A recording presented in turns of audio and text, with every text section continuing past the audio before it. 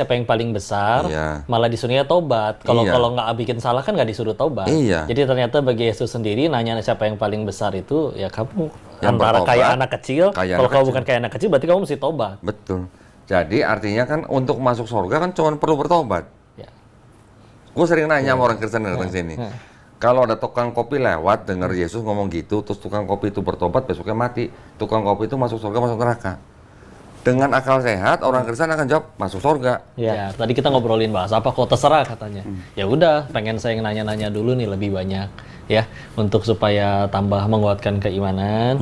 Maka mudah-mudahan dari obrolan ini ada manfaat, Amin. ada kebaikan. Tapi disclaimer dulu ya, kita kalau misalkan obrolannya, oh nggak sopan ngomongnya gua lu. Karena memang di Indonesia itu bahasa gua lu itu berasal dari bahasa Hokkien. Ember. Iya kan? Jadi kalau misalkan saya itu bisa kalau di Mandarin kan wo. Iya. Kalau di logat Hokkien tuh wah. Iya. Orang jadi oh gua gitu. Jadi kalau misalnya sesama orang Chinese kadang bahkan anak ngobrol sama orang tuanya gua lu, karena kamu itu li atau lu. Kalau di Mandarin kan ni. Nah, akhirnya jadi kayak seolah memang itu ya bahasa biasa bukan gak sopan ya. Jadi kalau misalnya izin nanti di Ko Denis ke Ko Dondi ngomongnya gua lu, beliau lebih senior padahal. Ya enggak ya. Nggak apa-apa. Gua Wajar punya semua host baru. Izin ya saya magang dulu di Alhamdulillah. sini nih. Alhamdulillah. Kok sehat ya kok ya? Siap, alhamdulillah. Alhamdulillah saya pengen naik belajar tapi saya pengen mulainya dari buku ini nih. Karena Wih. tahu Ko Dondi udah gitu ternyata beliau banyak terinspirasi dari ini Syekh Ahmad Didat. Akhirnya juga banyak yang motongin video Syekh Ahmad Didat. Iya. Rahimahullah ya semoga Allah merahmati beliau sudah wafat. Amin. Dan ini salah satu buku yang beliau hasilkan, The Choice. Langsung dibeli, alhamdulillah udah khatam. Widih, kacau.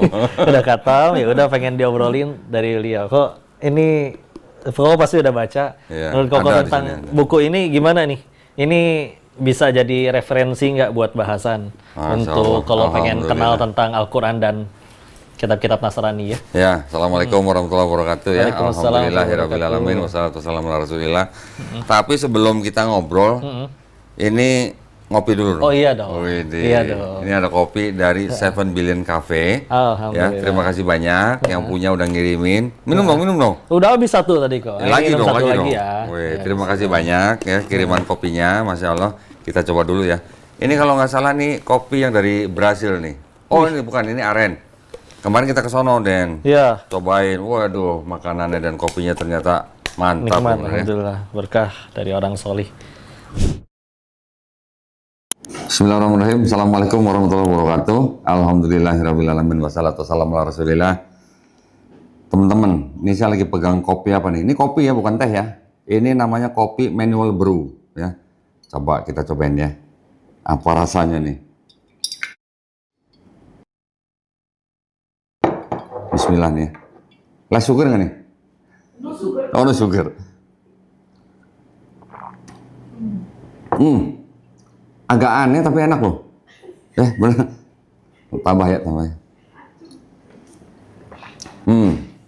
Agak nano-nano tapi asik rasanya ya. Nah, kopi ini manual brew nih adanya di mana? Nih, 7 Billion. 7 Billion Cafe adanya nih di Depok 2, daerah Depok 2 ya. Buat temen-temen yang di Depok dan sekitarnya, boleh mampir ke sini, wajib. Bukannya dari jam 7 pagi, coba bayangin ya. Emak-emak yang baru pulang antrenan sekolah aja main di sini. Ya, jadi ini namanya 7 Billion Cafe. Kopinya mantap ya, nggak semuanya mungkin belum ngerasain. Ternyata juga ada kopi yang diimpor, kopi yang di lokal juga ada. Ini juga mantap rasanya.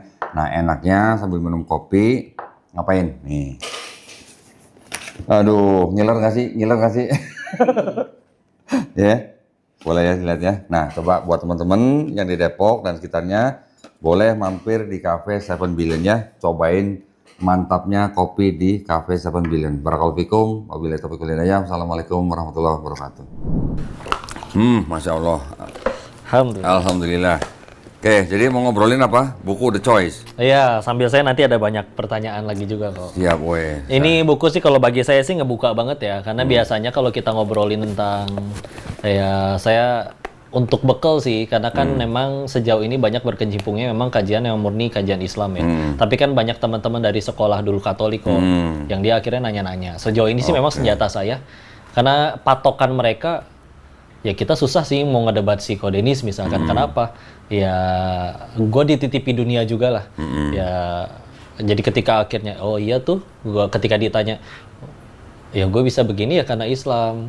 Lu mikir gimana untung, gue mikir gimana jadi manfaat buat orang. Jadi gue nggak mau bohongin orang, gue jujur, gue nggak mau riba dan segala macem. Jadi nggak bisa didebat sih untuk disitunya. Tapi kan ujung-ujungnya biasa nanti akan bertanya. Nah kan ujung-ujungnya pasti nanti literaturnya kan gue pakainya Quran, dia pakainya kitab suci masing-masing. Berarti kan nanti akan ada bahasan kitab suci siapa nih berarti yang benar. Nah, gua nggak ada rujukan tentang itu, akhirnya nemulah kitab yang ini nih. Oh, ini dikupas ternyata di sini. Begitu. Nah, alhamdulillah nih. Saya juga berarti senang nih ya. Gua senang nih berarti nih si Dennis Lim mau baca buku The Choice itu berarti dia juga mau jadi kristolog kayaknya nih. Widih.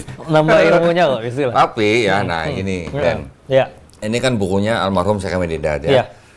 Kalau mau istilahnya mau lebih komplit, harusnya sebelum baca ini, baca buku yang dibaca sama almarhum Syekh Ahmad Didat sebelum dia jadi dai. Iya. Nah, ini ya? bukunya. Bentar, gua ambilin. Ya. Ini buku Isharul Haq. Ini adalah buku yang almarhum Syekh Ahmad Didat baca setelah dia dibully oleh misionaris-misionaris. Oke. Setelah dia baca ini gantian dia kejar-kejar tuh misionaris buat diajak debat itu. Ini disebut di kajiannya Syekh Ahmad Didat atau kau tahu dari orang lagi? Disebut. Bang? Disebut. Disebut. Ini beliau baca ini. Diceritain sama almarhum Syekh Ahmad Didat bahwa dia membaca buku ini ketika dia bongkar-bongkar di tempat kerjanya dia. Oke. Gitu ya. Berarti ini di buku sepuh ya? Oh, ini buku udah lama sekali ya berarti ya. Jadi setelah baca buku ini, beliau menjadi dai, menjadi pendebat Muslim. Dan dia berdebatnya memang dalam lintas iman gitu ya. Baru setelah dia berdakwah, baru dia tulis buku dia sendiri yang judulnya The Choice gitu. Ini luar biasa, ini sangat-sangat inspiratif.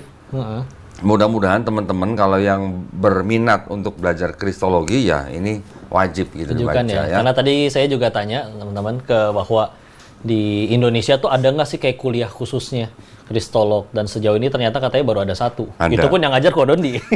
Ya, ngajar Kodondi di sini. Dan mahasiswanya disuruh datang ke sini. Ya. Jadi ternyata kalau pengen belajar gitu lebih dalam ya istilahnya kalau orang pengen masak ada kuliah masak ya. Ini belum ada nih wadahnya. Dan alhamdulillah kita di Indonesia dititipi ada Kodondi dengan ini literaturnya. Jadi ya di sini kita bahas ini ya. Saya udah langsung mau check out nih tadi. Jadi nanti tinggal beli ya. Nanti Dennis kalau udah baca ini sama baca ini, tetap ngobrol lagi. Udah sama aja kayak Ustadz Ahmad Didat lah gitu. Oke, jadi mau diobrolin apanya nih? Dari konsep apa dulu? Pertama kok sebetulnya kan Kodondi lebih tahu Syekh Ahmad Didat duluan atau mulai ada pertanyaan sendiri dalam hati sebelum Kodondi masuk Islam? Oh gini, tahun 2012 nih gue inget nih. Mulainya 2012. Kan udah mulai kuliah berarti. Ya, udah mulai zaman YouTube nih. Iya. Nah, waktu itu di YouTube tiba-tiba ada kalau zaman sekarang kita sebutnya apa FYP gitu lah. Iya. For your page gitu kan. Nongol videonya almarhum Syekh Ahmad Didat lagi debat sama pendeta Stanley Schobert. Iya. Yang mana almarhum Syekh Ahmad Didat minta pendeta Stanley Schobert itu untuk buka di kitab dia. Oh, yang 100% sama ya. Ya, yang identik. Yang identik. Itu adanya kalau nggak salah di 1 Raja-Raja atau 2 Raja-Raja. Ini 2 Raja-Raja 19, satu lagi Yesaya 37. Betul. Plek ketiplek persis sama. Nah, almarhum Syekh Ahmad Didat bacain dari Yesaya 37. Ya kan? Ternyata sama persis. Si pendeta Stanley Schobert nggak tahu bahwa almarhum Syekh Ahmad Didat itu baca dari Yesaya 37 gitu. Iya, beliau si pendetanya bacanya 2 Raja-Raja. Betul, dicek di situ. Waktu itu, gue sebagai orang Kristen, gue juga kaget. Ketika gue melihat, loh, kok ternyata ada begini gitu ya. Gue yang dari kecil udah pegang Bible, malah gue nggak tahu ada hal seperti itu. Oke. Jadi dari situ, gue mulai nonton semua videonya almarhum Syekh Ahmad Didat sambil pegang Bible. Yang mana yang paling mengusik? Ini yang paling mengusik. Yang paling mengusik ini. Yang kedua, tentang apa? Tentang ayat-ayat yang tidak otentik. Iya. Tidak otentik tuh gua masih ingat tuh Syekh Ahmad Didat almarhum tuh kalau ngomong apa? Ayat ini fabrication, ayat ini concoction gitu. Jadi karangan atau tambahan atau sisipan. Gua kan bengong. Dari kecil gua di gereja gua baru denger di Bible gua katanya ada ayat tambahan, ada sisipan, bahkan ada ayat pinjaman. Bahkan ada ayat pinjaman. Bisa minjem ya ayat ya? Pinjem tapi nggak dibalik-balikin, Den. Oke. Gimana ceritanya? Nah, jadi setelah gue dengar begitu kan gue malah jadi pengen cari tahu. Oke. Bener nggak apa yang dia omongin gitu kan? Gue sambil nonton, sambil pegang Bible, gue sambil riset sendiri. Nah, Mulai ditandain tuh, ditempelin halaman ini kuning. lo tau nggak kertas post-it Iya, ya? yang Yang tinggal ditulis bisa dilepas stempel kan? iya. Dulu gue punya meja kerja gede, isinya post-it semua tuh. Itu ayat-ayat yang disebutin sama almarhum Syekh Hamid Hidayat. Iya, Ya, yang dianggap bermasalah. Terus akhirnya setelah gue riset, akhirnya gue nemu jawabannya malah dari kalangan Kristen sendiri. Jadi ternyata di dalam Kristen itu ada kayak semacam, ini terlepas dari denominasi ya, Iya. tapi ini ada dua kelompok yang disebut, yang pertama apa? Konservatif. Kalau konservatif mereka membuat atau menerjemahkan Bible itu apa adanya. Plak-ketiplak apa adanya. Dari apa yang disusun oleh orang-orang sebelumnya. Satu lagi dari kelompok yang namanya kritik teks. Yang kritik teks ini mereka maunya menerjemahkan dari dokumen-dokumen yang paling tua, yang lebih dekat dengan narasumber Yesus gitu. Oke, jadi kalau yang konservatif ini mereka bisa pakai Bible yang misalnya disusun tahun abad 16. Kalau yang kritik teks mereka maunya yang ambil dari abad 4 gitu.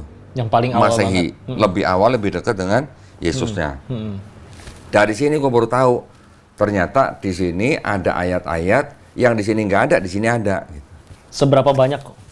Lo kalau di Perjanjian Baru yang gue Ibarat kan tahu, kayak perjanjian baru kan seginian gitu Ya. kan, yang udah nyatu ya, Ya. lama dan baru. nah kan kita Nambahnya. harus bisa bedain lagi nih. Iya.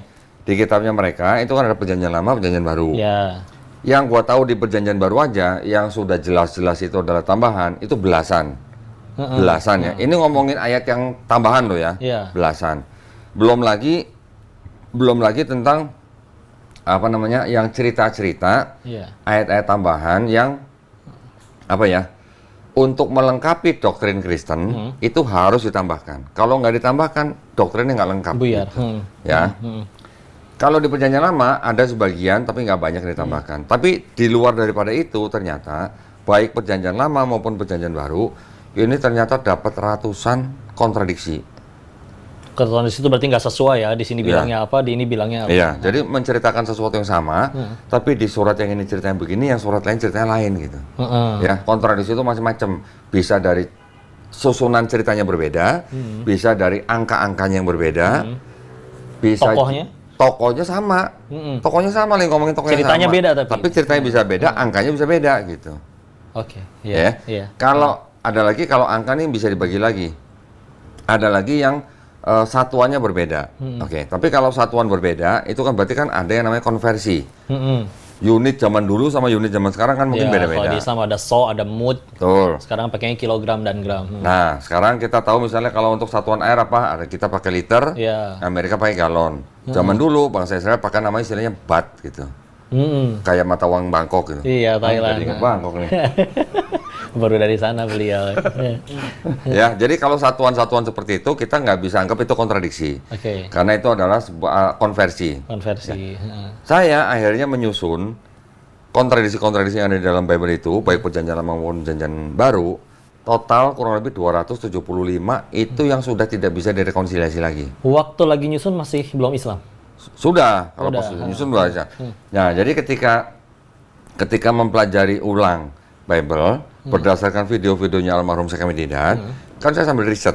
Iya. Ketika riset bahannya udah dapat, semua dikumpulin, baru setelah itu udah clear nih bahwa di dalam kitab saya ternyata banyak ayat-ayat yang bermasalah.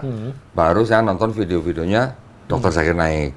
Iya, ditambahkan sains ya. Nah, ketika Dr. Zakir Naik berceramah kan banyak dia menceritakan tentang Quran dan sains, ya Iya. kan? Nah, di situ saya juga nggak bisa nolak ya, kalau begitu kan Quran itu pasti bukan karangan Nabi Muhammad gitu. Iya, sesuatu Itu yang aja. baru diketahui baru-baru ini tapi sudah disebutkan oleh Islam, oleh Itu. Quran, oleh Muhammad SAW 14 abad yang lalu. Betul. Jadi dari situ gimana caranya kita menolak bahwa ini karangan manusia gitu? Nggak bisa.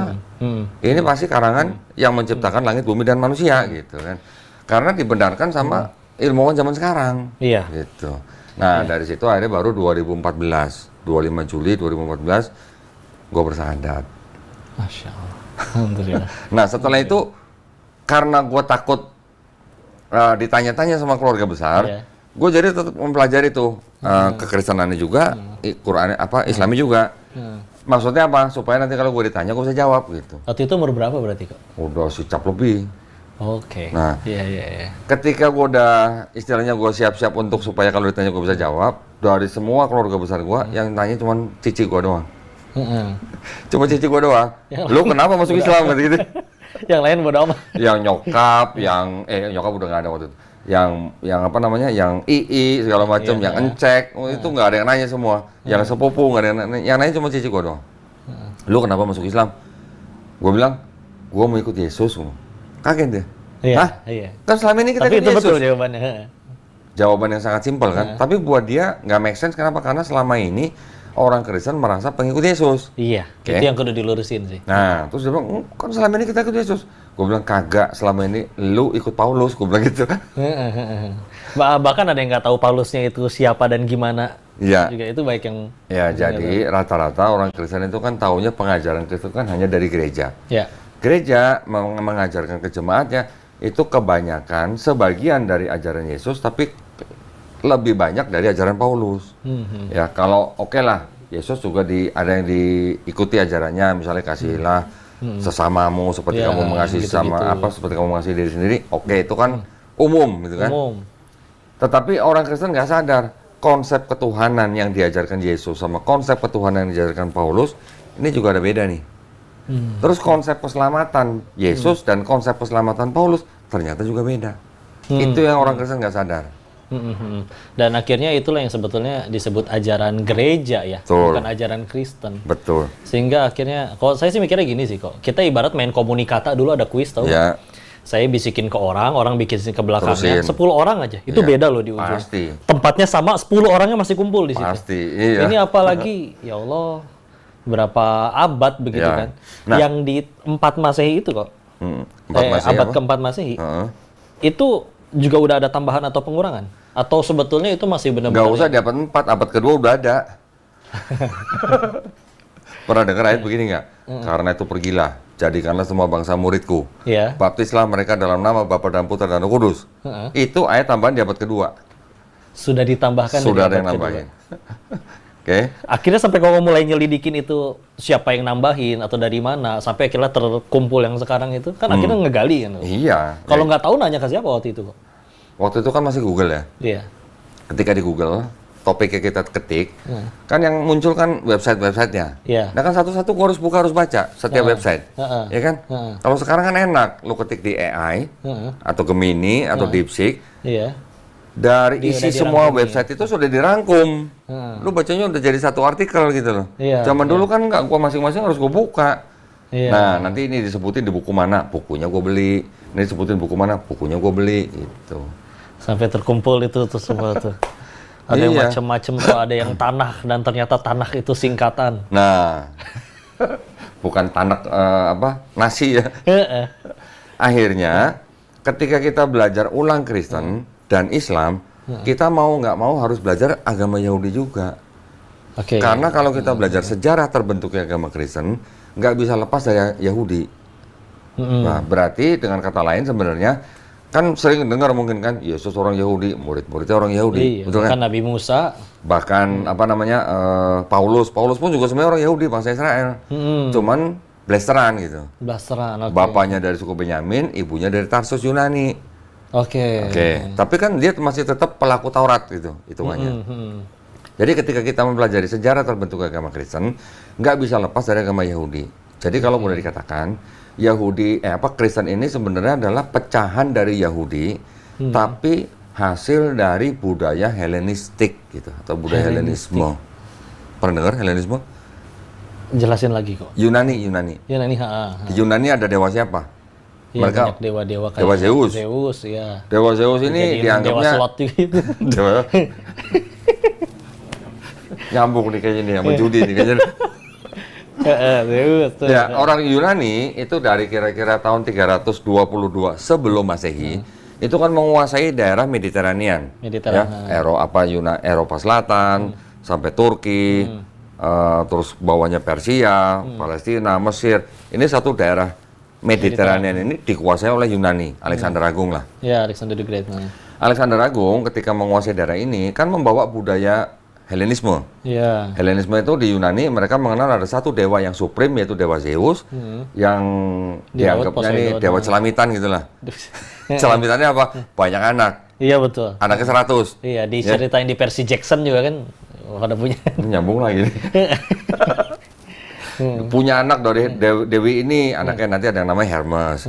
Punya anak dari Dewi ini ada namanya anak dari Dionysus. Nanti punya anak dari manusia, punya Hercules. Punya anak dari manusia lain, Perseus. Dan begitulah. Itu sistem kepercayaan dan budayanya Helenisme.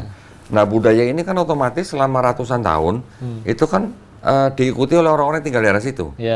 Orang-orang Israel yang tinggal di daerah Palestina dan Mesir, mereka juga mau nggak mau hidup di bawah hukum, di bawah budaya Helenisme. Campur lah. Campur. Yunani itu menguasai di Palestina dari 322 sampai 63 sebelum Masehi. Habis itu diganti oleh Romawi. Romawi juga bawa budaya yang serupa. Kalau di Yunani ada dewa Zeus, di Romawi ada dewa siapa? Jupiter. Tapi belum Katolik waktu itu Romawinya ya? Belum. Pagan itu sebenarnya pagan. Dewa Jupiter juga sama, punya anak, cuman nggak sebanyak dewa Zeus gitu. Kepercayaan Yunani yang dewa-dewa ini kan juga sudah banyak orang zaman dulu yang sudah menulis, ditulis dalam sebuah novel gitulah cerita, ya nanti itu bagian belakang ya. Jadi orang-orang bangsa Israel yang hidup pada zaman itu, sebagian masih tetap mengikuti hukum yang disebut dengan hukum Tauratnya Yahudi, tapi sebagian karena sudah hidup beratus-ratus tahun di bawah budaya Helenisme, ini yang mempengaruhi timbulnya agama Kristen. Jadi Kristen itu tetap menggunakan kitabnya orang Yahudi yang Taurat, ya atau yang Tanakh, tetapi dicampur dengan budaya Helenisme. Mereka nyusun akhirnya dijadikan kitab sendiri juga. Iya, jadi yang Perjanjian Baru itu sudah terpengaruh oleh budaya Helenismenya Yunani, sudah terpengaruh oleh paganismenya Romawi. Kenapa? Karena di dalam Perjanjian Baru akhirnya kan timbul pemahaman atau ajaran bahwa Tuhan itu punya anak dari manusia. Yang itu yaitu Yesus, yang disebut sepenuhnya manusia, sepenuhnya Tuhan, punya sifat ilahi, ya kan? Terus selain itu, di situ ada sistem penebusan atau keselamatan dengan cara menebus dengan manusia, dengan darah manusia gitu. Di kitab Yahudi ada juga konsep penebusan dosa, tapi harus dengan darah hewan. Nggak ada konsep darah manusia, nggak ada. Di Perjanjian Baru harus dengan konsep darah manusia, yaitu Yesus. Jadi Yesus dianggap menggantikan hewan korban yang di Perjanjian Lama. Kalau di Perjanjian Lama bangsa Israel mengorbankan hewan untuk menebus dosa, digantikan dengan Yesus. Di pagan juga ada begitu. Paganisme juga ada ajaran yang serupa. Mereka juga harus mengorbankan manusia ketika mereka tertimpa bencana misalnya gitulah. Nah, ini Yesusnya dianggap menggantikan hewan korban di Perjanjian Lama, mati di atas kayu salib untuk menebus dosa manusia. Mirip kan? Tapi yang di Perjanjian Lama ini menebus dosanya untuk dosa yang tidak disengaja. Kalau orang punya dosa tidak disengaja, mereka nebusnya dengan cara mengorbankan hewan. Dan itu macam-macam lah, ada urutannya lah. Kalau lu punya duit, pakai lembu atau sapi. Duit lu kurang, bisa pakai kambing atau domba. Lu kurang lagi duitnya, bisa pakai sepasang burung tekukur. Lu nggak punya duit bener-bener, bisa pakai 1/10 eva tepung untuk dosa yang tidak sengaja. Tapi kalau dosa sengaja gimana caranya? Cuman satu, bertobat. Di Perjanjian Lama nih, Yahudi nih Perjanjian Lama. Kalau dosa lu disengaja, bertobat. Dengan bertobat, selamat gitu. Ya, itu konsepnya. Dan di seluruh Perjanjian Lama, tidak ada konsep Tuhan mengizinkan manusia mengorbankan manusia lain. Itu nggak ada. Nanggung dosa. Nggak ada ya? Nggak ada. Di Perjanjian Baru, tiba-tiba timbul konsep Yesus yang mati di atas kayu salib itu menebus dosa manusia yang lain. Itu Paulus yang bikin. Paulus yang bikin. Yesus dianggap sebagai Tuhan juga. Kalau Tuhan di sini tidak mengizinkan atau menganggap orang yang mengorbankan manusia itu sebagai kejijikan, terus di Perjanjian Baru Tuhan yang sama dianggap malah mengorbankan diri sendiri atau anaknya, berarti Tuhan yang di Perjanjian Lama pelin-pelan atau gimana gitu? Itu aja kan. Ini kan kita harus ngambilnya satu global ini nih. Gitu. Itu yang terjadi dalam Kristen. Iya sih. Mungkin sama. Kalau kita hanya melihat ayat-ayat di Perjanjian Baru ngomongin Yesus Tuhan atau bukan, itu pada ujung-ujungnya lakum dinukum waliyadin. Iya. Tapi kalau kita bisa membandingkan dengan Yahudi, konsep ketuhanannya, konsep keselamatannya, apalagi ada konsep Mesiasnya, baru kelihatan. Kita ngejauh dikit, tapi kelihatan semua gitu depan kita.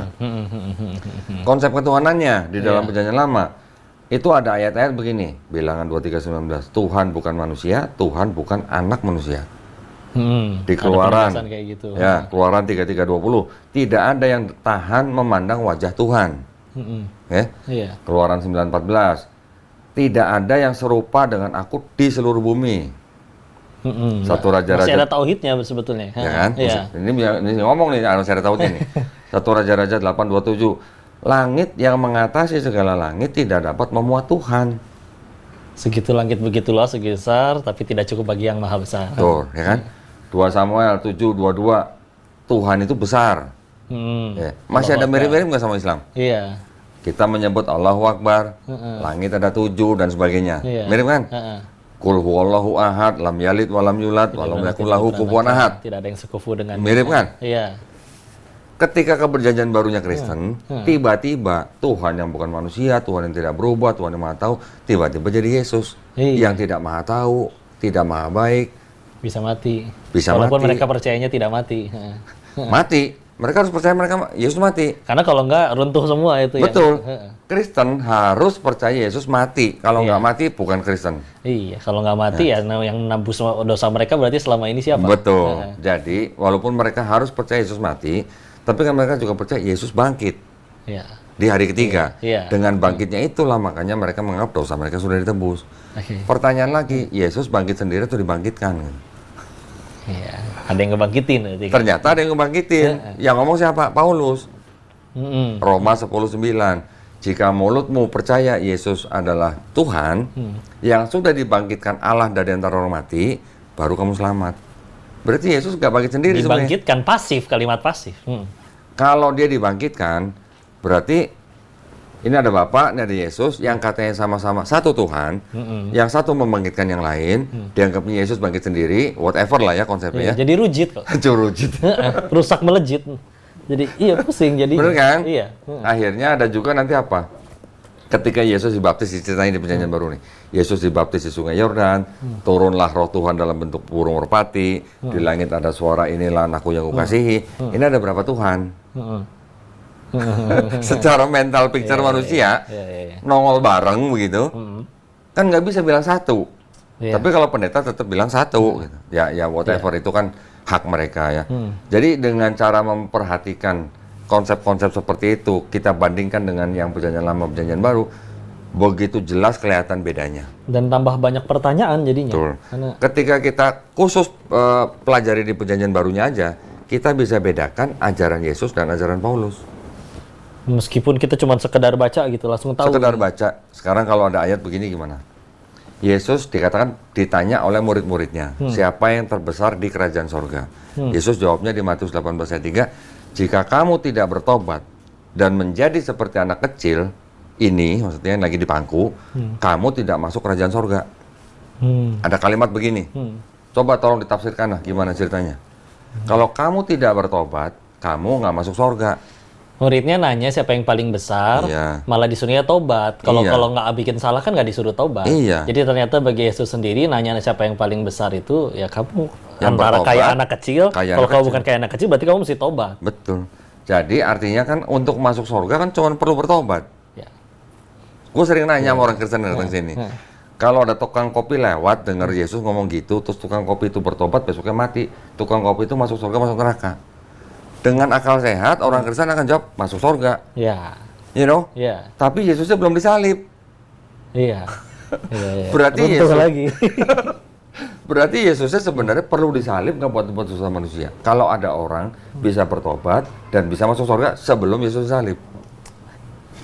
Simpel kan? Iya. Dan itu sejalan dengan ajaran di Perjanjian Lama, Den. Hmm. Di Perjanjian Lama ada kalimat begini, bertobat lebih baik daripada mempersembahkan hewan kurban. Iya. Ya, basuhlah, jauhkanlah perbuatan-perbuatan jahatmu dari depan mataku, mata Tuhan maksudnya. Iya. Apa Wahyu namanya? kan itu ceritanya kan. Ya kan? Kemudian apa? Belajarlah berbuat baik, berhenti berbuat jahat, kendalikan orang kejam, usahakan keadilan, membela hak anak-anak yatim, memperjuangkan perkara janda-janda. Itu namanya amar ma'ruf nahi mungkar, bukan? Iya, betul. Betul. Betul kan? Betul. Oke. Baiklah, mari kita berperkara, ini firman Tuhan tulisannya. Seandainya dosamu merah seperti kirmisi, akan menjadi putih seperti salju. Seandainya dosamu merah seperti kain kesumba, akan menjadi putih seperti bulu domba. Berarti orang yang bertobat, dosanya semerah apapun bisa jadi putih. Iya. Gua nanya ke orang Kristen, perlu nggak ada orang yang harus mati di kayu salib untuk nebus dosa kamu kalau ada ayat begini gitu? Iya. Nggak perlu kan? Nggak perlu. Ada lagi ayat di Yeskiel 18:20-21. Anak tidak menanggung dosa ayahnya, ayah tidak menanggung dosa anaknya, yang berdosa itu yang mati. Iya. Orang fasik jika dia bertobat dan melakukan ketetapan Allah, dia akan hidup, tidak akan mati. Orang fasik apa? Kan orang yang berdosa terus-menerus kan? Maksiat. Kalau dia bertobat aja selamat gitu. Perlu nggak ada orang yang harus mati di atas kayu salib buat nebus dosa orang fasik itu? Kan nggak ada. Iya. Jadi ada konsep keselamatan yang berbeda. Iya. Tapi Paulus bilang, kalau mulutmu mengaku Yesus sebagai Tuhan dan Juru Selamat, yang dibangkitkan Allah dari antara orang mati, baru kamu selamat. Kan beda. Nah, berarti antara perjanjian lama sebenarnya sejalan dengan Yesus, yang Yesus tidak sejalan dengan Paulus. Walaupun Paulus mengaku dia mendapat wahyu dari Yesus gitu. Kalau memang begitu ceritanya, kan timbul pertanyaan. Kalau begitu, Yesusnya lupa ngajarin pada waktu dia masih di bumi, atau dia pelin-pelan. Iya, antara dua itu pilihan. Iya kan? Kalau gereja bilang kan, pendeta bilang, kan tidak harus Yesus mengajarkan semuanya pada waktu dia masih hidup. Oke. Tapi yang diajarkan Paulus ini tidak sama dengan ajaran Yesus. Iya, kontradiksi. Yang satu bilang bertobat, yang satu bilang aku Yesus sebagai Tuhan. Itu yang harus kita bisa membedakan. Jadi kalau belajar kristologi, cuman membahas Yesus Tuhan atau bukan, itu pada ujung-ujungnya nggak signifikan gitu. Lo mau tetap menyembah Yesus itu mereka punya hak sendiri. Mereka mau menyembah kompor itu juga hak mereka sendiri. Iya.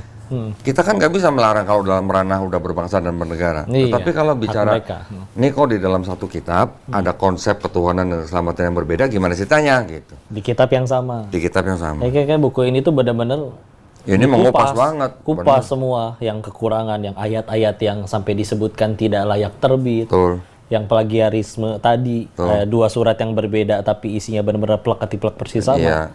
Ini sih nemunya di sini sih. Betul. Dan bahkan kadang yang mungkin susah dibilangin juga bisa jadi dia belum ngulik kitabnya sendiri gitu. Dan kan ini mah pernah dapat baca-baca atau info ya. Jadi dulu Paulusnya itu sendiri dia termasuk yang Hawariun itu nggak sih kok? Yang bukan kan? Bukan. Bahkan dulunya sempat kayak istilahnya menentang juga. Betul. Terus akhirnya setelah Yesusnya wafat di kayu salib di zaman itu, dia malah baru nyebarin doktrin yang ajaran yang itu kan. Nah gini ceritanya. Dia mengaku bahwa dia adalah orang Ibrani asli. Iya. Ya, bapaknya dari suku Benyamin, tapi ibunya dari Tarsus Yunani. Berarti blasteran nih. Iya. Sebagai pelaku Taurat, dia adalah pelaku Taurat tanpa cacat. Oke. Dan dia pernah belajar dengan seorang Rabi Gamaliel namanya. Ya, Rabi Gamaliel itu rabi yang paling ngetop pada saat itu. Jadi nama sekolah gitu. Tapi dia pernah jadi warga negara Romawi yang kerjanya mengejar-ngejar pengikut Yesus. Ngejar-ngejar untuk yang dibunuh ini ya, ditangkepin kan? Ditangkap, dibunuh, dipenjara dan sebagainya lah. Suatu ketika dia mau mengejar pengikut Yesus di kota Damsyik. Di tengah perjalanan di padang gurun, dia mengaku melihat cahaya, mendengar suara. Suaranya apa? Saul, Saul, mengapa engkau menganiaya aku? Menurut Paulus, di tulisan dalam Kisah Para Rasul itu, pasal 9, menurut Paulus itu adalah suara Yesus. Iya. Oke, ini pengakuan. Gitu dia. Iya, pengakuan. Jadi gini, maksudnya gini. Ketika ada cerita orang menerima wahyu atau penglihatan sebagai dasar istilahnya orang yang diikuti ajarannya, itu adalah yang disebut dengan tradisi. Ya. Kita Islam juga punya tradisi. Nabi Muhammad SAW menerima wahyu melalui malaikat Jibril alaihissalam di Gua Hiro. Itu adalah tradisi kita. Mereka nggak bisa komplain apa-apa dengan tradisi. Kita juga nggak boleh komplain dengan tradisi Kristen. Oke? Setelah kejadian itu diceritakan Paulus matanya buta. Terus setelah sampai di Damsyik disembuhkan oleh seorang bernama Ananias. Kemudian setelah itu dia mengaku bertobat dan mengangkat dirinya sendiri sebagai rasul. Rasul ini beda dengan rasul dalam Islam ya. Kalau rasul dalam Kristen itu istilahnya adalah untuk pengikut Yesus. Pengikut Pengikut. Yesus ya. Tetapi Bukan yang terima wahyu langsung dari Allah. kalau Paulus mengaku menerima wahyu dari Yesus, mengakunya. Setelah itu Paulus menjadi pemberita tentang Yesus. Ya, dia menceritakan tentang Yesus gitu. Jadi Yesus yang begini, sudah begini, kita harus bagaimana gitu. Itu yang dilakukan oleh Paulus. Nah, yang berkontradiksi lagi dengan ajaran Yesus adalah di Matius 5 pasal 17 sampai 18, Yesus mengatakan, "Jangan kamu menyangka aku datang untuk meniadakan hukum Taurat." Oke, aku datang bukan untuk meniadakan hukum Taurat, tapi untuk menggenapinya. Yang ayat 18 lebih jelas lagi nih. Selama langit dan bumi belum lenyap, satu iota pun dari hukum Taurat tidak akan dihilangkan sampai semuanya terjadi. Berarti kalau dengan kalimat itu, menurut Yesus, hukum Taurat hanya akan lenyap ketika apa? Kiamat dong. Kiamat, langit dan bumi selesai. Di Efesus pasal 2 ayat 15, Paulus ngomong, Yesus yang mati sebagai manusia di atas kayu salib itu sudah membatalkan hukum Taurat. Oke. Maksudnya apa? Untuk orang Yahudi, kalian tetap harus hidup di bawah hukum Taurat. Tapi untuk orang non-Yahudi, nah ini yang harus kita paham, bahwa Paulus ini mengajarkan ajarannya ini sebenarnya ditujukan untuk orang-orang non-Yahudi. Nih, untuk orang non-Yahudi, kalian tidak harus hidup di bawah hukum Taurat. Karena apa? Karena Yesus yang mati di atas kayu salib itu sudah membatalkan hukum Taurat. Nah, ada beda nggak sama Yesus? Beda. Yesus ngomong di Matius 15:24, aku diutus hanya untuk domba-domba yang tersesat dari bangsa Israel. Paulus bilang, aku mengangkat sendiri sebagai rasul untuk orang-orang non-Yahudi. Dia self-claiming ya diri mereka. Self-claiming. Tapi maksudnya gini, berarti kan kalau gitu kan ada perbedaan nih antara Yesus dan Paulus. Paulus bilang lagi begini, Roma 5:12. Karena dosa satu orang itu, siapa? Istrinya Adam, yaitu Hawa. Kan dosa pertama tuh dianggapnya tuh, yang makan buah kuldi kan. Sekarang. Maka sudah menjalar kepada setiap keturunan Adam. Ya. Jadi itu yang disebut dengan original sin. Dosa waris gitu loh. Dosa asal ya. Nah, dosa asal. Jadi dia ngajarin lagi bahwa karena kita manusia sudah berdosa, karena kita itu berarti termasuk bayi baru lahir yang belum ngapa-ngapain udah ngwarisin dosa dari itu, dan manusia yang berdosa ini sudah tidak bisa bersatu dengan Tuhan, maka Tuhan perlu nurunin anaknya atau dirinya Yesus untuk nembus dosa kita, supaya kita bisa bersatu lagi. Yesus sendiri bilang, kalau lu nggak tobat, lu nggak masuk surga. Sama atau beda? Beda kan? Beda. Mau disama-samain bagaimana ceritanya? Bagaimana? Kan susah. Makanya ketika ajaran Paulus ini sudah diikuti oleh sekelompok orang, terus akhirnya kelompok ini menjadi agak besar, kelompok ini yang digandeng sama Kaisar Romawi. Nah, kelompok ini ya. Akhirnya mereka menjadi kelompok Kristen yang berkuasa. Yang tadinya dipersekusi malah jadi berkuasa. Akhirnya malah agama Kristen yang baru ini yang diadopsi oleh Romawi gitu. Dijadikan agama negara. Dua kali. Awalnya tahun 313 agama Kristen ini boleh dianut di Romawi dengan Edict of Milan oleh Kaisar Konstantin. Yang kedua tahun 380 Masehi dikeluarin Edict of Thessalonica oleh Kaisar Theodorus. Kristen menjadi agamanya bangsa Romawi. Jadi dua kali ini, yang pertama legal, yang kedua baru jadi agama negara, bangsa gitu lah. Di 813 tadi? Enggak, yang pertama 313, yang kedua 380. 380. Sebelum konsili yang Konstantinopel, yang menetapkan Roh Kudus juga Tuhan gitu. Panjang. Ini panjang ya. Ada suatu konsili yang itu yang bikin menyatakan bahwa satu ini ikutan jadi Tuhan. Dua kali ya. Yang pertama konsili 325 Masehi menyatakan bahwa Yesus punya hakikat yang sama dengan Bapa. Jadi Yesus Tuhan.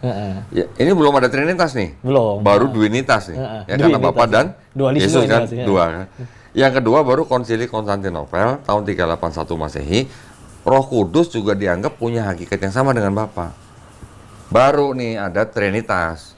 Tapi ya antara dua konsili ini pemikiran-pemikiran bapak-bapak gereja memang sudah apa namanya, sudah disosialisasikan lah gitu istilahnya.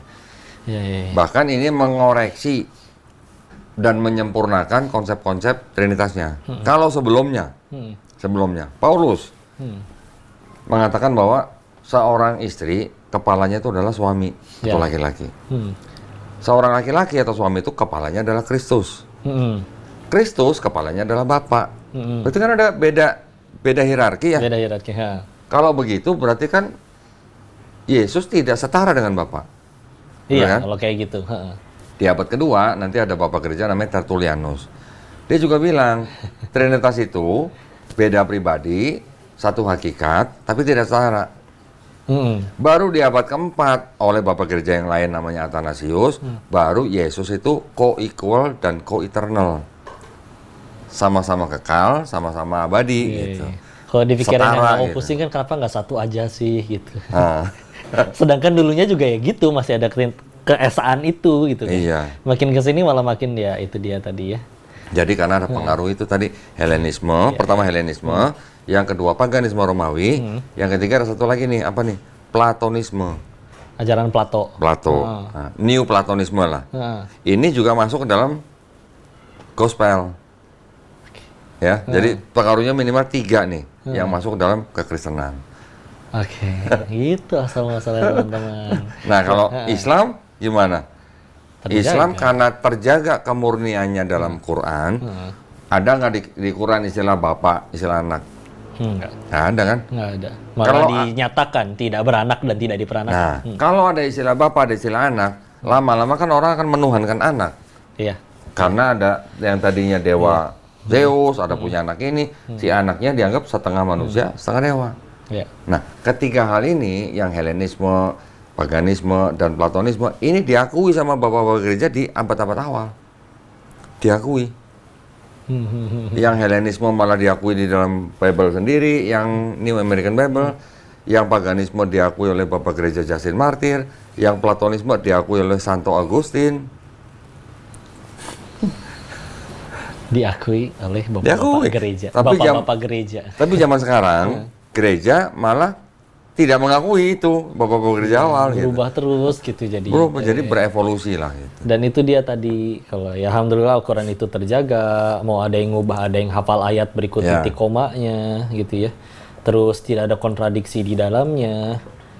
Ya ini sih yang malah jadi, itu dia malah jadi makin banyak pertanyaan. Dan ini juga pertanyaan awam nih kok.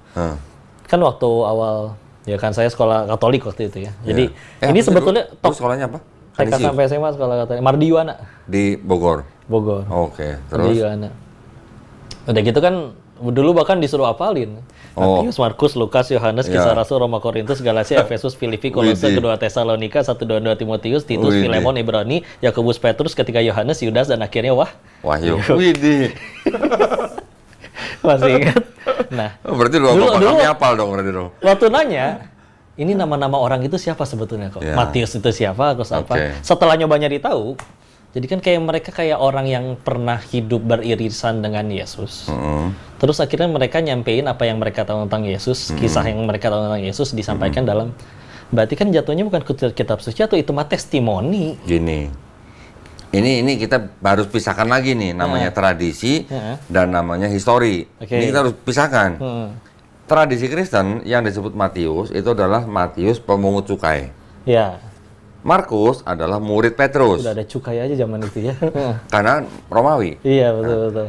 Yang Markus murid Petrus. Yang Lukas tabib dan teman seperjalanan Paulus. Yang Yohanes ini dianggap anak Zebedeus. Yohanes ini murid Yesus. Oke, 4 orang ini. Terus kemudian kan ada kisah para rasul. Kisah para rasul ini dianggap ditulis oleh penulis yang sama dari Lukas. Oke. Setelah itu ada Roma, Korintus, Galatia dan sebagainya. Dan ini surat-surat Paulus. Ada ada 13 yang dianggap surat Paulus. Ya. Dari perjanjian baru itu. Di dalam perjanjian baru. Total kan 27 kitab nih. Iya. 13-nya dianggap surat Paulus. Tapi ternyata menurut ahli-ahli perjanjian baru sendiri, dari 13 surat itu ternyata yang ditulis oleh Paulus cuma 7. 6 laginya dari yang 6-nya ditulis sama siapa? Paulin. Ya, ada Paulus, ada Paulus. Bukan nama cewek ya. Pauline itu adalah orang-orang yang mengikuti pemikiran Paulus. Oke. Oke. Terus baru orang yang ngikutin Paulus disebutnya Pauline. Iya, iya, ya, iya. Pauline. Nanti kalau yang mengikuti Yohanes disebut Johanain atau Johanin gitu lah. oke. Ini istilah-istilah dalam kristologi Mama, ya. Nanti ada lagi tulisan-tulisan yang disebut dengan rasul-rasul. Ada yang tadi 1 2 3 Yohanes, 1 2 Petrus, Yakobus, Ibrani dan Wahyu gitulah. Yang nyusunnya tahu itu orangnya sebetulnya ya bukan pelaku sejarah, cuman ngeliatin doang, tapi kok tetap disusun jadi satu. Nah, nah ini kita juga harus tahu bedanya penyusunan kitabnya Kristen dan penyusunan mushaf Quran. Kita juga harus bedakan nih, harus bisa tahu nih bedanya nih. Kalau di Kristen, mereka menyusun kitab mereka berdasarkan surat-surat yang sudah ada. Ya. Jadi sudah berbentuk surat-surat nih. Misalnya nih Gospel Matius, Markus, nanti ada Gospel-Gospel yang lain. Ada puluhan Gospel. Sama Bapak Gereja di abad ketiga, di abad 4, itu dipilih-pilih. Jadi kayak orang Padang jualan baju, dipilih gitu lah misalnya. Yang ini cocok masuk, ini cocok masuk, ini nggak cocok nggak masuk. Bapak-bapak gereja tuh waktu itu jadi kayak ulama-ulama di zaman itu, ulama-ulama mereka. Ya. Oke. Jadi menyusun kitabnya mereka berdasarkan kitab-kitab yang sudah ada, dipilih, masuk ke dalam kitab mereka, itu disebut kanonisasi. Iya. Oke, 3 kali nih. Pertama tahun 362 Masehi di kota Laodicea. Kedua, Sekarang di mana kok itu? di daerah Asia situ Mediterranean situlah. Yang kedua di kota Roma, berarti di Romawi ini tahun 384. Ini mereka konsili-konsili ini memilih yang mana yang harus masuk ke dalam, yang bisa masuk ke dalam Bible. Yang ketiga terakhir baru di kota Kartago di Afrika Utara. Tahun 397 baru selesai kanonisasi Bible-nya. Bayangin. 397. Kalau Yesus dianggap disalib kira-kira tahun 30 Masehi, bedanya udah 367 tahun. Iya, baru ada selesai. kitab yang selesai. Tapi di 397 ini juga kitab yang dipilih-pilih dari Bapak Gereja dari Perjanjian Baru itu juga akhirnya dijadikan satu dengan kitabnya Yahudi. Nah, ada lama. Kitab Yahudi itu ternyata yang dijadikan satu nama Ada buka koper nih. Ya nggak? Ada buka koper nih. Harus buka koper. Nah, kitab Yahudi yang dijadikan satu. Dennis. Yahudi punya kitab namanya ini, Den. Ini namanya Tanakh. Singkatan dari Torah, Nevi'im, Ketuvim. Ini disusun kira-kira tahun 450 sebelum Masehi. Sebelum loh. SM. Berarti kira-kira 5 abad sebelum ada Yesus. Oke?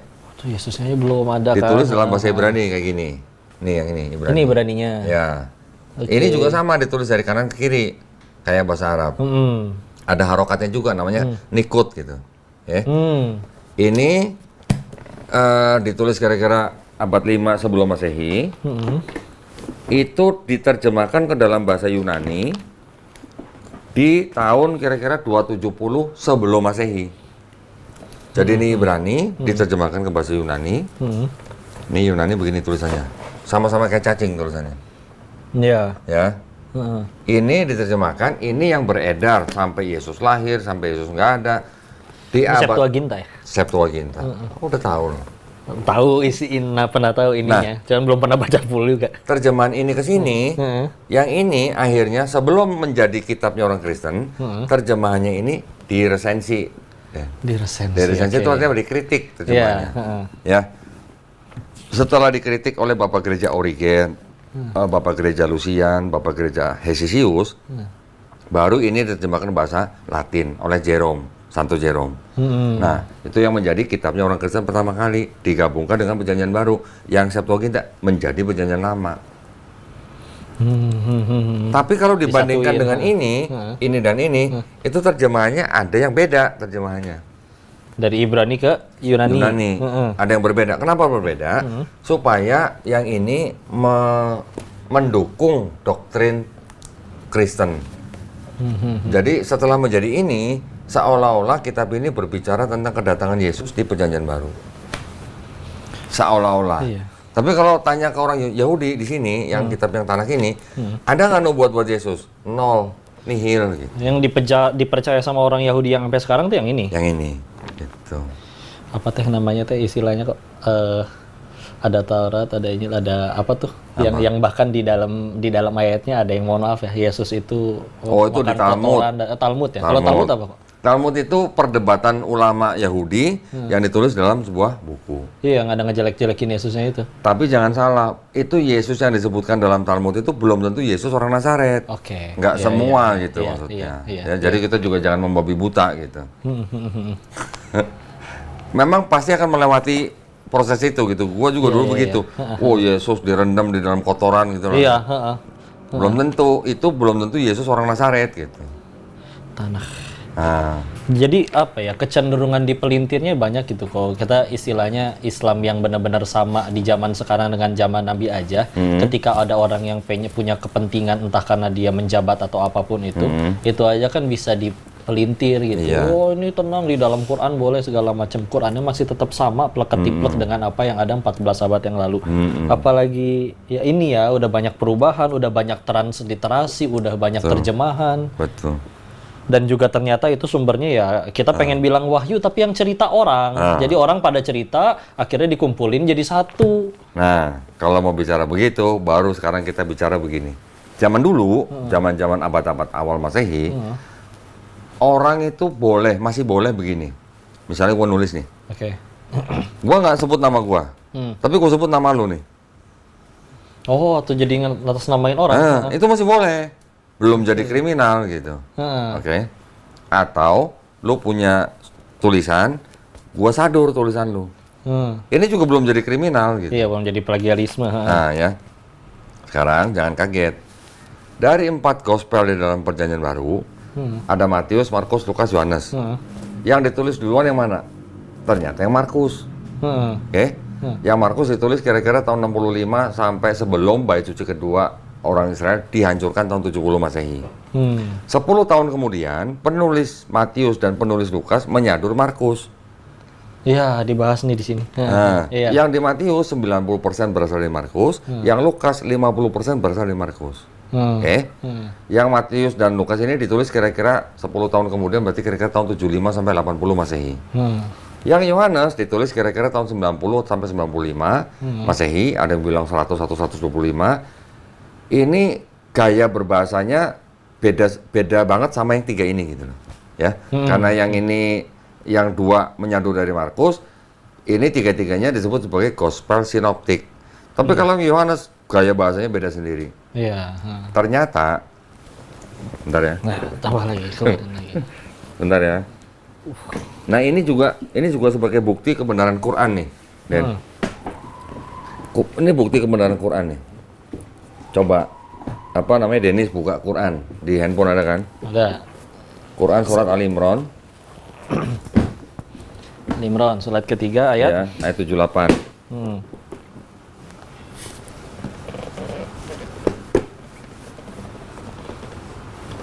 Coba. Oke. Baca. Tolong. Arabnya sekalian. Nggak usah lah. Ya, langsung aja ya. Dan sungguh di antara mereka niscaya ada segolongan yang memutarbalikkan lidahnya membaca kitab, agar kamu menyangka yang mereka baca itu sebagian dari kitab. Padahal itu bukan dari kitab, dan mereka berkata itu dari Allah, padahal itu bukan dari Allah. Mereka mengatakan hal yang dusta terhadap Allah, padahal mereka mengetahui. Ya. Ternyata dari 4 tadi itu, yang Markus ini itu nyadur novel yang ditulis oleh Homer. Dennis lagi aja.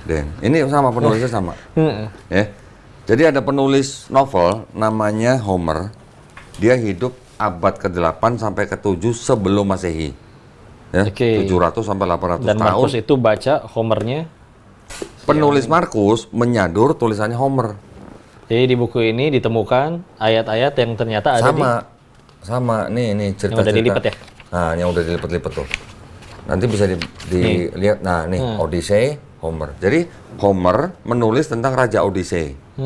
Raja Odyssey itu diceritakan dia berasal dari kerajaan Iliad, membantu temannya Achilles menghancurkan kota Trojan. Ketika dia pulang, itu ceritanya disadur oleh penulis Markus. Jadi Markus menyadur Homer, penulis Matius dan penulis Lukas menyadur Markus. Yang Yohanes menyadur siapa? salin kuadrat. Yohanes menyadur penulis novel namanya Euripides. Euripides hidupnya Euripides. tahun 480 sampai 406 atau 8 sebelum Masehi. Euripides menulis cerita tentang siapa? Dionysus, anak dewa Zeus. Iya. Yesus dan Dionysius. Nah, jadi kalau begitu, 4 gospel yang dianggap kitab suci sama Kristen ini adalah hasil sadur menyadur gitu. Nih, Yohanes dari sini, udah gitu Matius sama Lukas itu dari Markus. Markusnya ditemukan bahwa dulu ada novel Homer yang itu ternyata isinya sama kayak yang di Markus, dan ternyata ini secara sejarah ini adalah udah ada duluan. Ya. Nah, yang diambil ceritanya, tapi nama orang dan nama tempatnya diganti gitu. Ada aja yang nemu ya. Pasti ketemu sih celahnya sih. Pasti karena apa? Karena cerita tentang Odyssey yang dari kerajaan Iliad itu dokumennya masih ada. Nah, ya dalam bahasa Yunani kan. Gospel Markus juga dalam bahasa Yunani. Ketika di-compare kok banyak cerita yang sama. Cuman nama orang dan nama tempatnya beda gitu. Iya. Oke. Dapat aja lagi bukunya. Gue lagi mau beli lagi nih. Ntar lebih heboh lagi ntar. Ternyata Lukas dan Kisah Para Rasul juga nyadur juga gitu. Nanti ya. Yang ini dulu lah, ini dulu. Begitu lah. Nah, sampai sekarang ada nggak pendeta berani bantah dia? Nggak bisa, kenapa? Karena dokumen Iliad ada, dokumen Markus ada, bisa dibandingkan sendiri. Iya, saya kalau pengen nyari, mikir, baca sendiri juga. Saya beda, dan dia tadi ya. Nah kalau udah begini, layak nggak disebut? Tadi masalah nyadur menyadur itu tadi kok. Iya. Itu tahu bahwa ini nyadur dari ini apakah ada dokumennya ataukah apa istilahnya itu di googling juga benar-benar ada buku muncul ini, gitu. ada buku ini yang di 4 gospelnya. Iya gitu, bahwa itu nyadur dari mana. Ini ada buku judulnya The Five Gospel. Yang nulis Richard W. Hoover sama Robert W. Funk sama Roy W. Hoover dan Jesus Seminar. Jesus Seminar ini jumlah orangnya kira-kira 90 orang, hampir 90 orang. Jesus Seminar itu orang-orang ini, nih. Mana? Orang-orangnya itu adalah semuanya sarjana-sarjana perjanjian baru. Nih. Kalau lihat titel-titelnya semuanya DD, BA, MA, PhD, sekian banyak orang nih. Yang disebut dengan Jesus Seminar ya, semua titel-titelnya teologi semua. Di dalam buku ini mereka mencoba mencari tahu ayat-ayat di dalam 5 gospel, Matius, Markus, Lukas, Yohanes, dan Gospel Thomas, benar nggak itu perkataan Yesus? Ya. Jadi mereka sendiri ngulik gitu. Ngulik. Nah ini yang orang-orang disebut dengan kelompok kritik teks gitu. Mereka mempelajari gaya bahasa gospel, mempelajari sejarahnya, mempelajari tradisi Yahudi, sampai mereka belajar ke situ gitu. Mereka ngeritik juga kan pasti karena sadar kayak ini entah mereka nemuin kontradiksi atau gimana. Betul. Sampai akhirnya kan mereka ya udah kita cari yuk yang benar-benar wahyu itu yang mana gitu kan. Iya betul. Nah mereka mencoba membedakan mana yang benar-benar dikatakan Yesus, mana yang bukan. Dengan cara apa? Dengan cara mereka memberi warna yang berbeda. Contohnya begini. Oh, jangannya ada Bible yang pakai ditulisnya merah nggak itunya? Karena kalau yang merah itu maksud perkataan Yesus. Kalau yang ditulis merah itu dianggap perkataan Yesus itu dari kalangan Kristen. Oke. Tapi kalau yang di sini mereka mencoba membedakan kalau benar-benar ini dianggap perkataan Yesus, mereka kasih tanda merah. Tapi kalau yang ini kelihatannya dari Yesus lah, tapi masih agak sedikit mungkin keraguan, dikasih warna pink. Tapi kalau ini mungkin perkataan Yesus, dikasih warna abu-abu. Tapi kalau ini nggak mungkin perkataan Yesus, dikasih warna hitam. Dari 5 gospel yang diperiksa sama mereka, total dianggap yang benar-benar perkataan Yesus cuma 18%. 18%. 18%. Jadi di dalam 5 gospel itu dianggap banyak begini. Si penulis gospel ngarang sesuatu, menaruh perkataan si pengarang di mulut Yesus. Gitu. Jadi dianggapnya Yesus yang ngomong, padahal Yesus nggak ngomong. Bagaimana sarjana-sarjana ini tahu bahwa itu perkataan Yesus, bukan perkataan Yesus itu, ya itu belajar tadi, gaya bahasa, tradisi bahasa, terus sejarahnya Yahudi dan segala macam. Kan kita di Indonesia pasti punya idiom-idiom tertentu kan. Iya. Di Eropa juga pasti punya idiom sendiri kan. Beda kan idiomnya kan. Iya. Di daerah Timur Tengah juga pasti punya idiom sendiri gitu.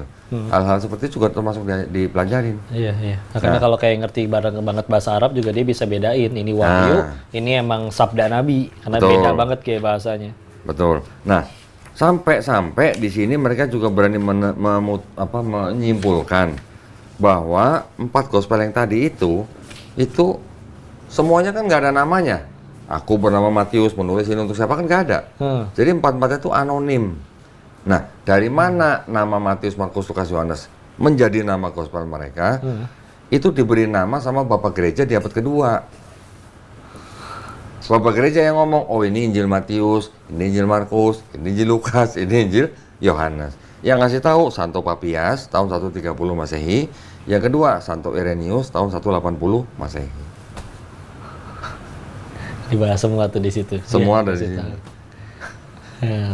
Asal mau ngulik ya, dibaca ya. Jadi kalau mau bicara kristologi itu ternyata juga jauh gitu, luas gitu loh maksudnya. Ya karena celahnya banyak banget kok, banyak banget bedanya. Kita istilahnya baca yang udah bener plek ketiplek ada beredar sekarang dibeli di toko buku. Iya. Ini kenapa yang di sini bilangnya begini, yang di sini bilangnya begini, beda. Ya setelah dicari-cari, dikulik-kulik, ya itu dia. Gimana cara main komunikata ribuan tahun terus tetap sama semua, dan di dalamnya ada sekian banyak kebutuhan, dia lagi berkuasa di saat itu, udah ada kepentingan dan lain-lain. Terus akhirnya kita ketiplek ngikutin yang sekarang kan sama. Dulu ketika gua mempelajari ini semua, ketika gua mempelajari Islam, gua menggunakan standar yang sama dong. Apa yang dulu gua pakai standar untuk mempelajari ulang Kristen, gua pakai untuk mempelajari Quran. Ternyata jauh berbeda. Dari penyusunannya itu berbeda. Kalau di Kristen tadi menggunakan istilah kanonisasi, dipilih dari kitab-kitab yang sudah ada. Kalau di Quran kan apa? Berdasarkan hafalan. Betul kan? Sudah ada timnya yang dipimpin oleh sahabat Said bin Sabit. Dia yang memimpin tim untuk menerima ayat-ayat yang disimpan oleh para sahabat yang lain. Di hafalan mereka. Punya standar kan? Harus ada 2 saksi, lafaznya benar, istilahnya mutawatir gitu lah. Harus sikoh. Baru masuk ke dalam mushaf Quran. Iya, itu sesuatu yang tidak dimiliki di agama lain ya izinnya. Saya qadarullah beres dari yang Darut Tauhid, kuliahnya jurusan hadis. Nah itu kan untuk supaya tahu nih ini hadis tuh sahih atau enggak, itu dia punya ilmu untuk mencari tahu bahwa dari periwayatnya Imam Bukhari itu nggak sejaman dengan Rasul. Maka Imam Bukhari itu punya guru itu ada ilmunya untuk mencari tahu mereka tuh betul nggak ngomong itu. Betul. Ada kitab-kitabnya pula kan. Si perawi-perawi ini siapa yang disebutkan dalam hadis itu kan juga ada kitabnya. Ada kitab sejarahnya. Siapa orang ini, siapa hidupnya seperti apa, gurunya siapa saja, ibadahnya seperti apa. Jadi bisa dipertanggungjawabkan. Betul. Dan gitu tahu-tahu ditemukan ada riwayat yang meriwayatkan isinya plek-ketiplek sama, tapi tahu-tahu dia beda tempat, beda orang, beda jalur sana. Oke, berarti nambah 1 riwayat. Ya, dengan akhirnya nanti sekian banyak masa mereka bersepakat bohong semua, tempatnya beda-beda, tahunnya beda-beda, tidak mungkin. Maka jadilah tadi naik mutawatir. Betul. Berarti kalau begitu, ketika kita ngomong 4 gospel yang tadi, Matius, Markus, Lukas, Yohanes, berdasarkan standarnya ilmu hadis, ini masuk hadis apa? Waduh, udah itu. 3M. Munkar, Maudu, atau Matruk. Atau Matruk. 3M udah. Nah, gitu. Iya, doif aja enggak itu loh bahkan. Iya. Doif aja kalau di dalam Islam ya, untuk hadis doif itu boleh nggak diamalkan? Boleh, asal syaratnya 1, tidak berbicara tentang halal haram. 2, tidak berbicara tentang sifat-sifat Allah. 2, dia tidak terlalu bertentangan dengan yang ketiga, tidak terlalu bertentangan dengan hadis-hadis sahih. Jadi ada yang hadis yang lain sahih dan isinya mirip, tidak bertentangan, berarti tidak syadz ya. Dan dia juga berada di bawah hadis yang lain yang juga sahih. Yang keempat terakhir,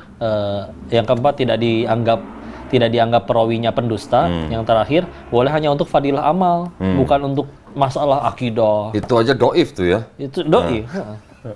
Nah ini kalau begini caranya dengan standar ilmu hadis kan berarti doif aja enggak gitu? Doif aja enggak. 3M udah. 3M udah.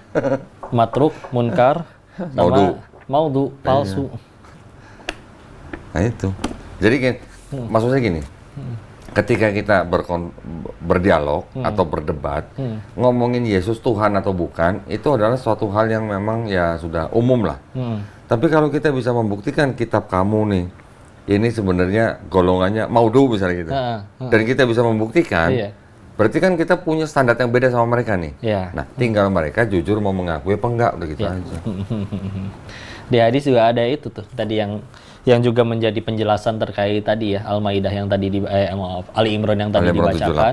78, dulu kan Nabi pernah bertanya bahwa di kitabmu itu kepada orang-orang Yahudi ada enggak tentang masalah rajam, dan diriwayatkan di hadisnya ketika dibaca tuh ditutupin jari gitu kok. Jadi bahwa ternyata disebutkan jadi rajam. Kata Nabi itu geser jadi tulisannya. Ternyata benar ada rajam. Iya. Ada di perjanjian lama pun ada rajam. Ada sunat. Ada sunat, puasa, rajam. Sunat, puasa, wudu, ibadahnya bersujud. Ada sujud, sholat. Iya. Nah sekarang gini lagi. Ini juga cukup menarik nih. Walaupun begitulah ya, walaupun 4 gospel ini tadi diceritakan 3M gitu kan, tetapi di dalamnya ini masih ada nih ajaran kebenaran yang sesuai dengan Quran.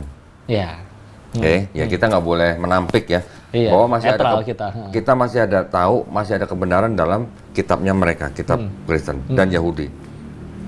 Sering saya ketika didatengin tamu yang ngobrol di sini, pertama-tama saya tanya, kamu pengikut Yesus atau kamu pengikut Paulus? Oke.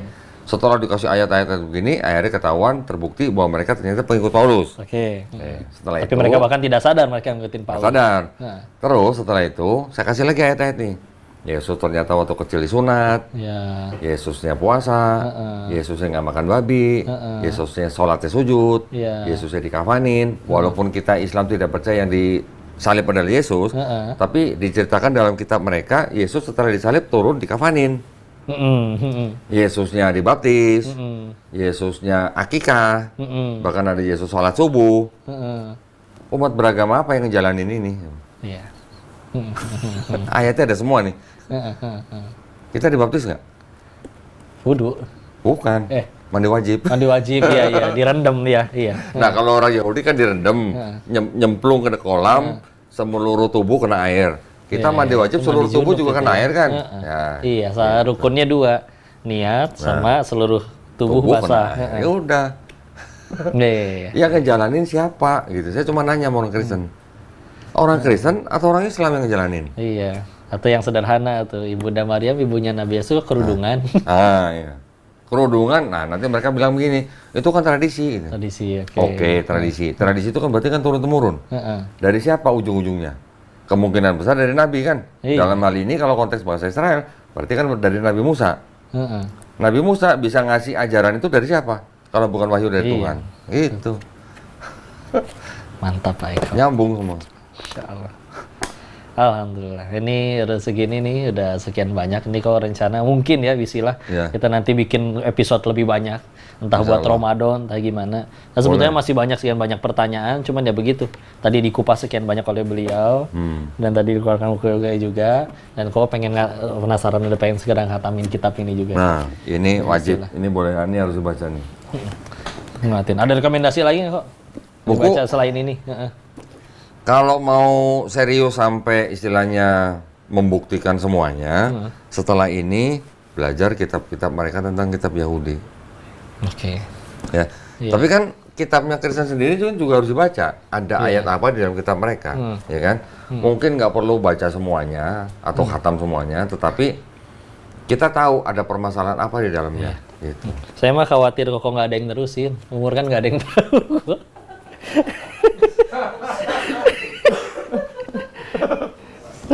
Ini mulia juga, mulia ya niatnya ya, mulia ya. Serius. Benar. Saya ada satu Syekh Ali Jaber meninggal, nangis kok betulan. Betul. Karena siapa lagi yang bisa, yang hafal Quran mungkin banyak, tapi yang bisa menyampaikan selembut beliau dan juga beliau amalkan gitu kan. Makanya kan gua mau jadi dosen di STID. Nah, gitu. Di STID itu uniknya setiap mahasiswa di situ itu semuanya dari luar daerah. Dan mereka semua dapat beasiswa. Oke. Jadi ketika mereka dapat beasiswa berangkat ke STID Muhammad Nasir di Bekasi itu mereka jadi mahasiswa. 2 tahun pertama mereka mondok di kampus. 2 tahun kedua mereka harus cari masjid untuk menjadi marbot atau imam. Nah selama 2 tahun kedua inilah mereka belajar kristologi di sini. Nah, jadi ketika mereka pulang ke daerah masing-masing, mereka bisa membersamai dan membentengi iman dan akidah umat Islam di daerah mereka masing-masing. Gitu. Pernah dari sini nggak lama setelah lulus mahasiswa itu pulang ke Kalimantan, berapa bulan kemudian dikirim foto ke saya. Fotonya apa? Lagi sadatin orang di masjid. Alhamdulillah. Keren juga di sana mahasiswa. Iya, Alhamdulillah. iya. Gitu. Karena kalau yang di luar kan dia daerah yang masih terluar ya. Satu, kajian nggak nyampe sana, Iya. Islam nggak nyampe sana. Jadi mereka ya secara natural hidup aja, bertahan hidup, makan. Tahu-tahu ada yang ngasih, nih kamu saya kasih ini, mie instan berapa kardus, tapi kamu nanti begini ya. Jadi ya begitulah ulama-ulama. Ustaz Abdul Somad aja cerita di sana beliau belajar fikih menurut mazhab ini seperti apa. Nyampe ke daerah bicaranya ya itu. Betul. Akidah mereka lagi direnggut pelan-pelan pakai makanan, pakai apa segala macam. Jadi ya ini sesuatu yang saya anggap benar-benar perlu. Terus mikir lagi gitu. Ini ya Allah. Ya bisa jadi saya duluan sih yang wafat gitu. Bisa. Tapi kalau bisa banget ya kan. Iya. Pulang ini juga nggak tahu nyampe rumah atau enggak. Betul. Tapi terus kan kalau misalkan ya Allah Indonesia, kalau nanti nggak ada yang nerusin Qadondi siapa? Insya Allah banyak sih adalah. muridnya. Insya Allah adalah. Banyak sih. Kan ya. Insya Allah ada banyak. Cuman kan yang membedakan hanya gaya. Ya. Ya. Almarhum Syekh Ahmad Didat dulu kayaknya gimana, Dr. Zakir Naik kayaknya gimana. Tinggal kita mau ikut kayak yang mana aja. Gitu aja. Kayaknya Denny Slim apalagi keren gitu kan. Waduh. Cindo ini. Ah. Kalau Denny Slim kan Cindo, kalau gua kan Hitachi. Ya, hitam tapi sih. Kalau itu kan Hitati. Ya alhamdulillah semua ilmu. Nah, tapi gini, Den. Ya. Ilmu ini fardu kifayah. Ya. Ya, ini bukan fardu ain. Ya, umat Islam nggak perlu semuanya harus belajar seperti ini. Kalau sudah ada yang belajar ya sudah gitu. Tapi yang jelas kita menganggapnya bahwa ilmu ini, kristologi ini tidak cukup hanya kristologi, tapi harus digabungkan dengan ilmu Islam kita. Ya. Ya, ilmu Islam kita, ilmu Islamologi kita harus gabungin. Jadi kalau untuk menjadi seorang apologet gitu, apologet itu adalah orang yang membela imannya. Yang paling bagus adalah menggabungkan ilmu kristologi ini dengan ilmu Islamologi. Makanya kita sekarang sebut ilmu Krislamologi, Iya. bukan Islam Protestan gitu. Ya, dengan Krislamologi, Iya. ketika kita berdialog atau berinteraksi dengan kalangan mereka, selain daripada kita bisa menjawab subhat-subhat terhadap Islam, kita juga bisa counter attack dengan kitab-kitab mereka begini. Iya, dengan kitab mereka sendiri. Betul. Ya, nambah bahan bacaan sih. Dulu awal pertama ngaji dulu di Darut Tauhid. Ketemu Agim. Sama nyari tahu. Yang membentuk Agim itu kitab apa aja. Ketemulah Ihya Ulumuddin Imam Ghazali atau kitab Al-Hikam. Beres dari situ ngambil hadis, belajar sejarah, salah satu jadi senang sejarah. Ya, saya banyak belajar juga dengan Ustadz Budi Asari. Benar-benar ilmu hati banget, tapi ditambahkan dengan fakta-fakta sejarah Ustadz Budi. Ustadz Budi bacanya kalau kita apalagi kitab hadis ya, maka minimal tuh ada Bidayah wa Nihayah Imam Ibnu Katsir, ada 22 jilid yang ada di rumah. Khatam tuh? Belum semua, pelan-pelan. Dan gitu Syiar Alam An-Nubalanya Imam Zahabi, atau Hidayatul Aliyah Imam Abu Nuaim Al-Asfahani. Itu sejarah semua tuh, beres. Belum lagi kenalan dengan para rawi ya, Tahzibul Kamal, dirangkum lagi jadi Tahzibul Tahzib, dirangkum lagi jadi Takribut Tahzib oleh Imam Ibnu Hajar Al-Asqalani. Nah, sekiranya terus juga ada bahasan ntar terkait yang ini nih, nah berarti harus disebutkan sumbernya dari mana. Ya emang nyari sih, emang senang baca dan dikulik itu sumbernya dari kitabnya mana aja. Ya untuk nambahin dekal, akhirnya itu disatukan semua ilmu dari guru-guru itu disampaikan dengan bahasa sesuai. Buat kita di Yayasan Kadam Mu'alaf, Den, kita menganggap bahwa yang kita lakukan ini sebenarnya serupa atau sama dengan yang dilakukan oleh Nabi Muhammad SAW bersama sahabat-sahabatnya ketika beliau masih hidup. Ya, kenapa? Karena ketika sahabat-sahabat itu juga menyimpan gulungan-gulungan disebut gulungan Taurat, itu kan tidak dilarang oleh Nabi. Ya, Nabi juga berpesan jangan kamu terima semuanya, tapi juga jangan kamu tolak semuanya. Ya kan, bisa jadi di dalamnya kan masih ada kebenaran.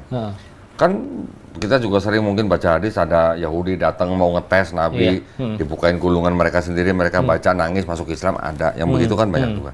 Juga ketika sahabat mungkin diperintahkan Nabi untuk mengungsi ke Habasyah kan juga di situ kan juga rajanya juga Nasrani dan segala macam. Itu makanya itu makanya kami juga beranggapan bahwa Nabi Muhammad SAW sendiri juga menggeluti kristologi karena yang dihadapin kan orang Nasrani dan orang Yahudi gitu loh. Mereka punya kitab, ahli kitab. Betul. Itu. Bahkan lebih murni di zaman itu. Iya. Nah, yang sekarang apakah Kristen bisa disebut ahli kitab? Ya tadi ya yang kau bilang nih, ibarat ini produk dipotek ini ya satu, ya bukan produknya karena sudah ada yang hilang. Nah, dalam hal tadi sudah ada yang ditambahkan, sudah ada yang dikurangi. Tuh. Makasih banyak. Jazakallah khair. Ini untuk guys yang ini nanti kita bakal lanjut lagi bahas lebih banyak. Karena sebetulnya masih banyak pertanyaan. Mungkin kita bikin satu sesi khusus mudah-mudahan ya. Saya menjadi santrinya beliau di sini. Masya Allah. Dan mudah-mudahan gue punya host baru. bisa jadi ya tambahan yang disampaikan kepada umat ya. Iya. Untuk mencerahkan. Karena pasti mereka juga banyak pertanyaan. Dan ini dapat ilmu yang luar biasa dari guru kita. Semoga kami bisa menjadi pahala jariah bagi beliau. Eko Doni. Kok syukran jazakallahu khair ya. Kita lanjutkan lagi di episode selanjutnya. Kita tutup dulu sementara dengan kalimat hamdalah. Alhamdulillahirrahmanirrahim. Istighfar 3 kali. Astagfirullahaladzim, astagfirullahaladzim, astagfirullahaladzim. Dan doa kafaratul majelis. Subhanakallahumma bihamdika. Asyhadu an la ilaha illa anta. Astaghfiruka wa atubu ilaik. Barakallahu fikum. Assalamualaikum warahmatullahi wabarakatuh. Waalaikumsalam warahmatullahi wabarakatuh.